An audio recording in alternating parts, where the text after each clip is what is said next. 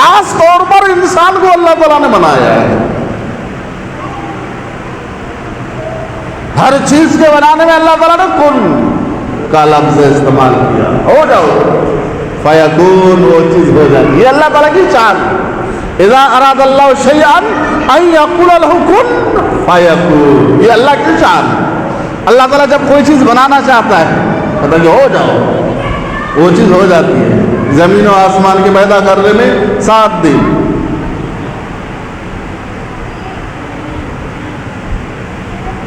اللہ الذی خلق السماوات والارض فی 6 ایام، 6 دن 7 رات میں اللہ تعالیٰ نے زمین آسمانوں کو پیدا کیا. 2 دن میں زمین کو پیدا کیا، 2 دن میں آسمان کو پیدا کیا. 2 دن میں زمین و آسمان کے بیچ کی چیزیں چاند سورج ستاروں کو پیدا کیا.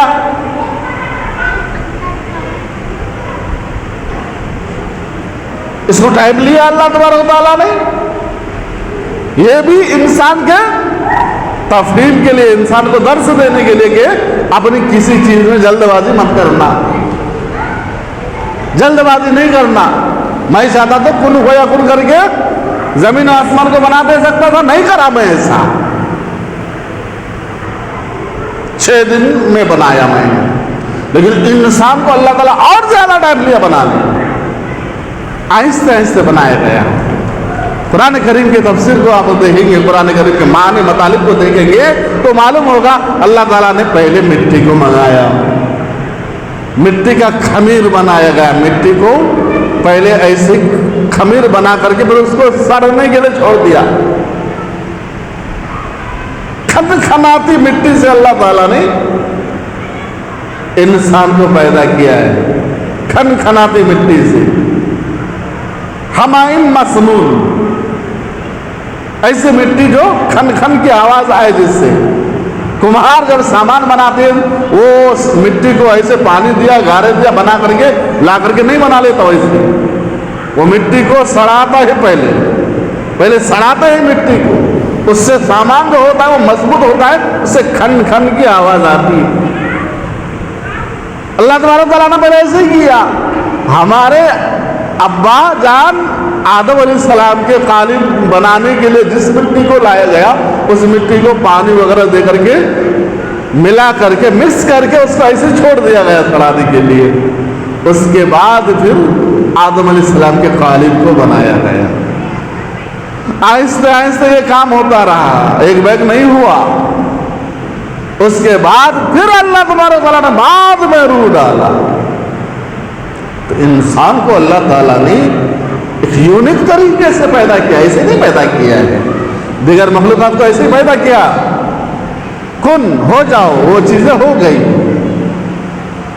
انسان کو خاص طریقے سے اللہ تعالیٰ نے پیدا کیا ہے. اس کا مقام مرتبہ بڑھانے کے لیے اللہ تعالیٰ نے فرشتوں سے سجدہ کرایا ہے. فرشتے نوری مخلوق ہے، نوری مخلوق ہے، وہ نور ہے. ہمارے اندر جیسے مٹی کی خاصیت ہے، فرشتوں کے اندر نور کی خاصیت ہے، نوری مخلوق ہے. فسجد الملائکۃ کلھم اجمعون، آدم علیہ السلام کو سجدہ کرنے کا اللہ تعالیٰ نے حکم دیا. سارے فرشتوں نے آدم علیہ السلام کو سجدہ کیا ہے. یہ مقام ہے، یہ مرتبہ ہے آپ کا، ہمارا. آپ کو ہم کو ایسے ہی نہیں پیدا کیا اللہ تعالیٰ نے. اللہ تبارک تعالیٰ نے ہم سب کو پیدا کیا، اور پیدا کر کے ایک مشن کے لیے بھیجا، ایک مشن کے لیے دنیا میں بھیجا اللہ تبارک تعالیٰ نے. مشن کیا تھا؟ اللہ تبارک تعالیٰ کی عبادت. وما خلقت الجن والانس الا لیعبدون، یہ ہے مشن.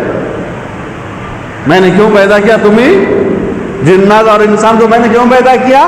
اپنی عبادت کے لیے. فرشتے عبادت میں کمی تھی، فرشتے بھی عبادت کر رہے تھے، پہلے سے موجود تھے، اس لیے فرشتوں نے انکار بھی کیا تھا.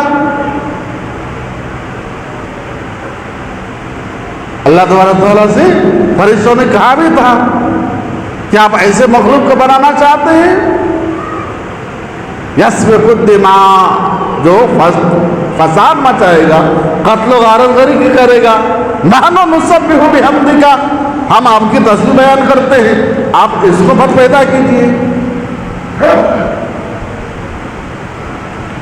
فرشتوں کو کیسے معلوم یہ قتل و قتال کرے گا، یہ قتل و قتال کرے گا جا کر، یہ فرشتوں کو کیسے معلوم ہو گیا؟ یہ فرشتوں کو اس طریقے سے معلوم ہوا کہ آدم علیہ السلام کے قالب کو جو بنانے میں چیزیں استعمال ہوئی ہے، 4 چیزوں کا استعمال ہوا ہے: آگ، پانی، مٹی، ہوا۔ پانی، خمیر کو بھگویا گیا، مٹی، ہوا کے ذریعے سے اس کو سکھایا گیا، آگ کے ذریعے سے اس کو اور تیز کر کے سکھایا گیا۔ یہ 4 چیزیں، یہ 4 چیزیں جب ایک جگہ جمع ہوں گی تو اپنا گل ضرور کھلائے گی۔ آگ کی خاصیت ہے اوپر جانا، اس لیے تو ابلیس نے کہا میری خاصیت اوپر جانا ہے، میں کیوں آدم کو سجدہ کروں؟ مٹی کی خاصیت ہے نیچے آنا، کمزوری، نقص۔ مٹی کی خاصیت ہے نیچے آنا، آگ کی خاصیت ہے اوپر جانا، ہوا کی خاصیت ہے انتشار، چیز کو ایک جگہ سے دوسری جگہ لے کے جانا۔ آگ کی خاصیت ہے کسی بھی چیز کو جلا کر کے برباد کر دینا۔ تو یہ ساری چیزیں جب ایک جگہ جمع ہوں گی تو اپنا گل کھلائے گی۔ یہ آدم کی اولاد بھی ایسی بدماشی کریں گے، اس لیے ورثوں نے کہا کہ اللہ تعالیٰ اس کو مت پیدا کیجیے، ہم آپ کی تصویر بیان کرتے ہیں۔ نحن نسبح بحمدک ونقدس لک۔ اللہ تعالیٰ نے کہا کہ انی اعلم ما لا تعلمون، میں جو جانتا ہوں تم نہیں جانتے۔ خیر، انسان کو پیدا کیا، ہمیں پیدا کیا، یہ اللہ تبارک و تعالیٰ نے اپنے کرم سے، اپنے فضل سے ہم سب کو پیدا کیا، دیگر مخلوقات سے ہٹ کر کے ہم کو پیدا کیا۔ ہمارے اندر ساری خوبیاں اللہ تبارک و تعالیٰ نے رکھا، ساری مشینریاں اللہ تبارک و تعالیٰ نے ہمارے اندر رکھا۔ وفی انفسکم افلا تبصرون۔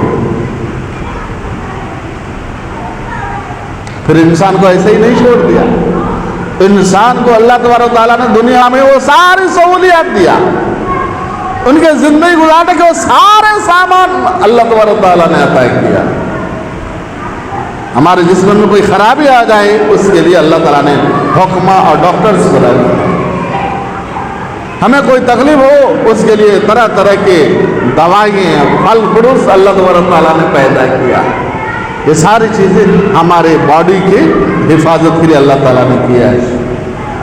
وہ اللہ تبارک و تعالیٰ جب ہمیں اپنا مقصد بیان کر رہا ہے، تمہارے تخلیق کا مقصد کیا ہے، اس مقصد کو سامنے رکھتے ہوئے ہمیں زندگی گزارنا پڑے گا۔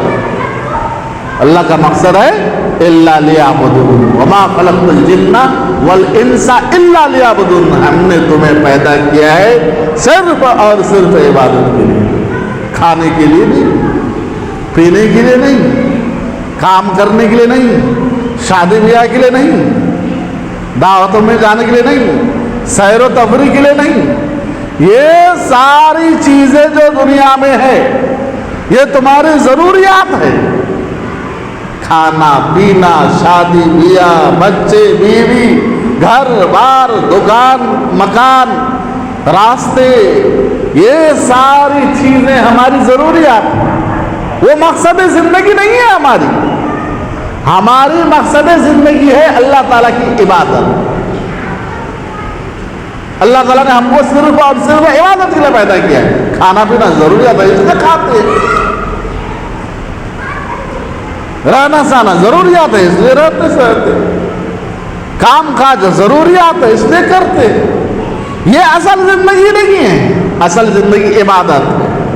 لیکن ہم نے کیا کیا، اصل زندگی کو چھوڑ کر کے ضروریات میں اپنے آپ کو رکھ دیا، اپنے آپ کو اتنا بزی کر لیا ضروریات میں کہ اصل مقصد کو ہم بھول گئے۔ اصل مقصد کیا تھا؟ عبادت۔